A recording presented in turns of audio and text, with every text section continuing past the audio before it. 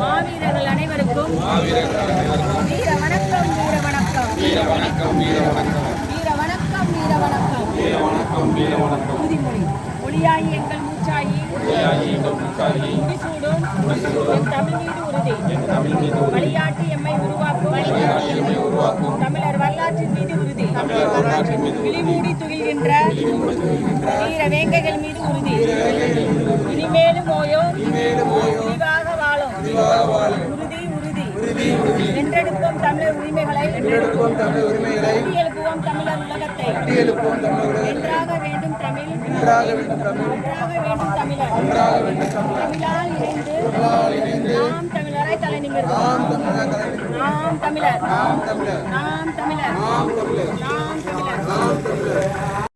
11 ஆண்டுகளாக பேராசிரியராக பணியாற்றிட்டு இருக்கேன். கல்லூரியில பல மாணவர்களை உருவாக்கியிருக்கேன். ஆசிரியர் கையில ஒரு நாடை ஒப்படைக்க போறோம்ன்ற நிம்மதி உங்களுக்கு. 2வது வணிகவியல் துறையில முனைவர் பட்டம் பெற்றிருக்கேன்.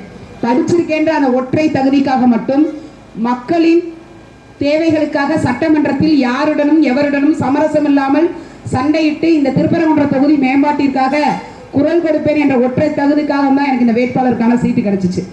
ஆனா இங்க கடந்த 5 ஆண்டுகளாக சட்டமன்ற உறுப்பினராக இருந்த ஐயா ராஜன் செல்லப்பா அவர்கள் இந்த தொகுதி மக்களுக்காக செய்தது என்ன? எத்தனை முறை இந்த தொகுதி மக்களை தேடி நாடி வந்து உங்களுக்கு என்ன தேவை, உங்களுக்கு என்ன கோரிக்கை, உங்களுக்கான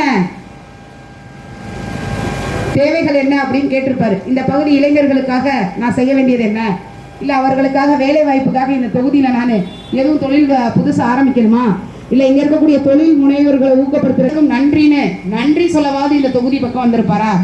வாக்கு வாங்க வேண்டியது அதோட 5 ஆண்டுகளுக்கு தலைமறைவாக வேண்டியது, இதுதான் வேலை.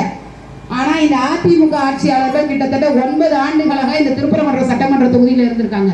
ஆனா இன்னைக்கு திருப்பரங்குன்ற கோவில்ல ஒரு அடிப்படை வசதி இல்லை. இன்னைக்கு ஆண்டுதோறும் கந்த சஷ்டி பெருவிழால பல பக்தர்கள் வந்து தங்குறாங்க. அவர்கள் தங்குறதுக்கு சரியான இடம் இருக்கா? சிந்திச்சு பாருங்க. திருப்பரங்குன்றத்துல நல்ல பேருந்து நிலையம் கிடையாது. திருப்பரங்குன்றம் தொகுதியை சுற்றிலும் பல குக்கிராமங்கள் இருக்கு. அந்த கிராமங்கள் தோறும் முறையான சாலை வசதி கிடையாது. இன்னைக்கும் கிராமங்கள்ல சரியான தண்ணி வசதி கிடையாது. இந்த நிதியெல்லாம் ஒதுக்குறதுக்கு கவர்மெண்ட் நமக்கு ஒவ்வொரு சட்டமன்ற தொகுதிக்கும் ஆண்டுக்கு 3 கோடி ரூபாய் அடிப்படை தேவைகளை செய்யறதுக்காக ஒரு ஆண்டுக்கு 3 கோடி ஒதுக்குது. இப்ப 5 வருஷத்துக்கு ஒரு சட்டமன்ற உறுப்பினரோட தொகுதி மேம்பாட்டு நிதி 15 கோடி. இந்த 15 கோடி நிதியில இந்த தொகுதி முழுமைக்கும் தேவையான அடிப்படை வசதிகளை கட்டமைச்சிடலாம். ஆனா திருப்பரங்குன்ற சட்டமன்ற உறுப்பினரோட தொகுதி மேம்பாட்டு நிதியில நான் இங்க ஒரு பேருந்து நிலையம் கட்டியிருக்கேன், இங்க ஒரு நிழற்குடை கட்டியிருக்கேன், ஏதாவது பார்க்க முடியுமா? இந்த 5 ஆண்டுகள்ல எதுவும் கிடையாது. ஆனா நம்ம திருப்பி வெட்டலைக்கு தான் ஓட்டு போடுவோம். ஏன்னா ஒரு 1000 ரூபாய் கொடுத்துட்டாரு அப்படின்னு நினைப்போம். சரி, அவர் நமக்கு ஒண்ணுமே செய்யல. அப்ப அந்த கோபத்தோட வெளிப்பாடு என்ன அப்படின்னு நம்ம என்ன பண்ணுவோம்? அடுத்ததான் உதயசூரியன் பார்க்க இருக்கணும். இன்னைக்கு உதயசூரியன் சின்னத்துல வேட்பாளராக நிற்கக்கூடிய அக்கா கிருத்திகா தங்கபாண்டியனோட பின்னணியை தெரிஞ்சுக்கிட்டு வாக்கு செலுத்துவோமா வேணாம்? இன்னைக்கு இந்த திமுக அரசு தான் நமக்கு வந்து டாஸ்மார்க்கை அறிமுகப்படுத்தி ரொம்ப அமோகமான விற்பனை வந்து தமிழ்நாட்டிலே மதுரை அப்படின்னு ஒரு தலைமையை வச்சிருக்கிறது இந்த திமுக அரசு. அதிமுக ஆட்சியில டாஸ்மார்க்கை மூடுறவனாக மூடல, திமுக ஆட்சியில டாஸ்மார்க்கை மூடுறவனாக மூடல. சரி, வேட்பாளரையாவது குற்ற பின்னணி இல்லாத வேட்பாளரா இந்த திமுக கட்சி இந்த திருப்பரங்குன்ற சட்டமன்ற தொகுதியில நிறுத்துவாங்களா அப்படின்னு பார்த்தா வேட்பாளரும் கிடையாது. அவங்களோட வேட்புமனு தாக்கல்ல குறிப்பிட்ட தகவலை மட்டும்தான் நான் இங்க குறிப்பிடுறேன். நானா ஏதோ எனக்கு எதிராக நிற்கிறாங்க, எனக்கு எதிராக போட்டிடுறாங்க அப்படின்றதுக்காகலாம் கிடையாது. சேலத்துல கிரிப்டோ கரன்சி அதுல முறைகேடு பண்ணி அவங்க மேல வழக்கு இருக்கு.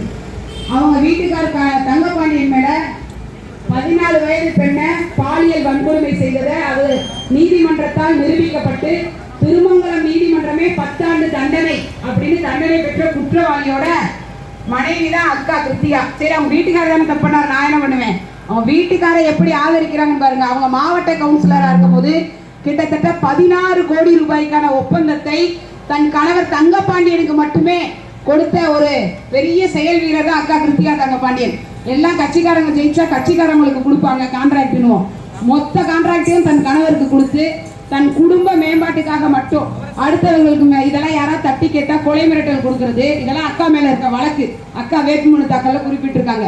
கொலை மிரட்டல் விடுத்த வழக்கு, கணினியில முறைகேடாக அடுத்தவங்களோட பாஸ்வேர்டு ஐடியை திருடி அதன் மூலமா மோசடி செய்த புகார் அப்படின்னு பல வழக்குகள், பல குற்ற பின்னணி உள்ள ஒரு வேட்பாளர் தான் அக்கா கிருத்திகா தங்கபாண்டியன். இன்னைக்கு திருப்பரங்குன்றத்துல உதயசூரியன் உதிச்சே ஆகணும் அப்படிங்கிறாங்க. ஆனா நாங்க ஆட்சிக்கு வந்தோம்னா திருப்பரங்குன்றம் மலை உச்சியில விலக்கு ஏற்ற ஒருபோதும் அனுமதிக்க மாட்டோம்னு பகிரங்கமா இந்து சமயத்தை சார்ந்த அப்பன் முருகப்பெருமானை வழிபடக்கூடிய மக்களுக்கு எதிராக வந்த உடனே நாங்க வந்தா இதைத்தான் செய்வோம்னு சொன்னாங்கன்னா அப்ப என்ன மாதிரியான ஒரு மனப்போங்குல அவங்க இருக்காங்கன்றத பாருங்க. இந்த வார்த்தையை சொன்னதுக்காகவே அப்பன் முருகன் அவர்களை மன்னிக்க மாட்டாரு. அப்ப நாம் தமிழர் கட்சியோட நிலைப்பாடு என்ன? இங்க இருக்கக்கூடிய மக்களுக்கு அடிப்படை தேவைகளை ஊழல்வாதிகளிடமிருந்து காப்பாற்றி உங்களுக்கான தேவைகளை செய்யணும். அவரவர் வழிபடுவதற்கு மதத்தை அவரவர்கள் வழிபடுறதுக்கு உரிய அங்கீகாரம் கொடுக்கப்படும். நீ இந்து சமயமா உன்னோட மதத்தை நீ வழிபடு, அதற்கான உரிய அங்கீகாரம் கொடுக்கப்படும். நீ மாற்று சமயத்தை சேர்ந்தவங்களா உங்க மதத்தை நீங்க வழிபடுங்க, அதற்கான உரிய அங்கீகாரம் கொடுக்கப்படும். ஏன்னா இந்தியாவே வேற்றுமையில் ஒற்றுமை அப்படின்னு பெயர் எடுத்த மிகப்பெரிய ஜனநாயக நாடு. ஜனநாயக நாட்டுல அவனுக்கு விருப்பப்பட்ட சாமியை அவவே கும்புறதுக்கான தார்மீக கடமையும் பொறுப்பும் அவர்களுக்கு இருக்கு. இந்த 5 ஆண்டுக்கு ஒரு முறை இந்த வாக்களிக்கணுன்ற அந்த உரிமை மட்டும் இல்லைன்னா இந்த 100-200 கொடுத்து நம்மளை ஓட்டு கேட்க வர வைக்கிறது, இந்த 1000-500 கொடுத்து நம்மளை வாக்கு செலுத்த வைக்கிறது கூட இல்லாம தன் சுய முடிவா இருக்கும். அப்ப நாம் தமிழர் கட்சியில இருக்கக்கூடிய எங்களுக்கே வாக்கு செலுத்தணும் அப்படின்னா ஆடு மாடு கோழி வளர்த்தல் இன்னைக்கு அரசு பணி. இதெல்லாம் ஏங்க அரசு பணின்றீங்க? இன்னைக்கு அரசு மதுபான கடையில சரக்கை ஊத்தி கொடுக்கறது அரசு பணி. இப்ப சரக்கை ஊத்தி கொடுக்கறது அரசு பணியா இருக்கும் போது ஆடு மாடு கோழி வளர்க்கறது அரசு பணின்னு சொல்றதை நாங்க இன்னும் பெருமையா சொல்லலாம். ஏனால் வேளாண்மையை பிரதானப்படுத்தி வேளாண்மையை முன்னிலைப்படுத்தி பல நாடுகள் இன்னைக்கு தற்சார்பு பொருளாதார நிலையை அடைந்து வளர்ந்த நாடுகளோட பட்டியல்ல இடம் பிடிச்சிருக்கு.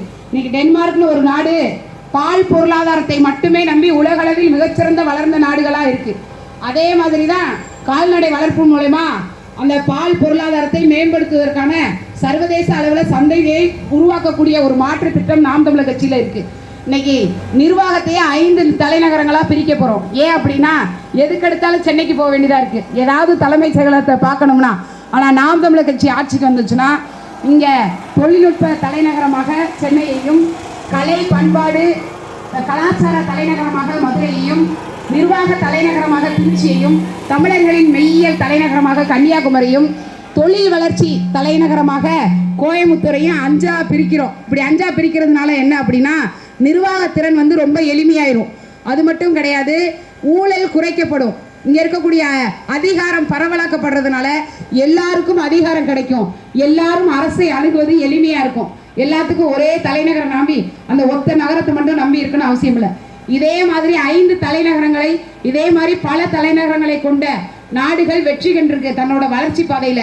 உதாரணத்துக்கு சுவிட்சர்லாந்து, உதாரணத்துக்கு சவுத் ஆப்பிரிக்கா, சிங்கப்பூர், மலேசியா, இந்த நாடுகள் எல்லாமே பல தலைநகரங்களை கொண்டுதான் செயல்பட்டுக்கிட்டு இருக்கு. அப்ப செயல்படக்கூடிய அந்த தலைநகரங்களை அதிகாரத்தை பகிர்ந்தளிக்கக்கூடிய மாற்று திட்டம். இவங்க யாருமே டாஸ்மார்க்கை ஒழிக்கிறோம்னு சொல்ல மாட்டாங்க. இவங்க யாரும் பெண்களுக்கு விரோதமான அந்த நடவடிக்கைகளுக்கு கடுமையான தண்டனையை கொண்டு வரோம், தண்டனையை கொடுக்குறோம்னு சொல்ல மாட்டாங்க. ஆனால் உண்மையிலேயே மக்களையும் மண்ணையும் நேசிக்கக்கூடிய நாம் தமிழர் கட்சி பிள்ளைகளுக்கு நீங்கள் ஒரு முறை வாக்கு செலுத்துங்கள், நம்பி வாக்கு செலுத்துங்க. 50 ஆண்டுகளாக திருடர்களுக்கு வாக்கு கொடுத்துட்டீங்க. ஒரே ஒரு முறை எங்களுக்கு வாய்ப்பளித்து பாருங்கள், நாங்கள் எப்படி ஆட்சி செய்கிறோம் என்று வாய்ப்பு கொடுத்து பாருங்கள். ஒரு முறை மட்டும்தான் உங்களிடத்தை வாக்கு கேட்டு வருவோம். ஏனென்றால் நீங்கள் வெற்றி பெற செய்துவிட்டால் நாங்கள் இந்த தொகுதியை மேம்படுத்துவதில் அடுத்த முறை இந்த வேட்பாளர் தான் எங்களுக்கு வேண்டும், இந்த கட்சி தான் வேண்டும் என்ற உங்களின் தேர்வு நாம் தமிழர் கட்சியாக இருக்கும் என்பதை உறுதியிட்டு நீங்கள் வருகின்ற ஏப்ரல் 23ஆம் தேதி வரிசையில் 2இல் இருக்கக்கூடிய ஏற்கலப்பை விவசாய சின்னத்திற்கு மானமுள்ள தமிழ் பிள்ளைகள், தமிழ் சொந்தங்கள் காசுக்கு விடை போகாமல் எளிய பிள்ளைகளின் எங்களின் அரசியலுக்கும் அங்கீகாரம் கொடுப்பீர்கள் என்று நம்பி விடைபெறுகிறேன். இலக்கு ஒன்றுதான், இனத்தின் விடுதலை, நாம் தமிழர்.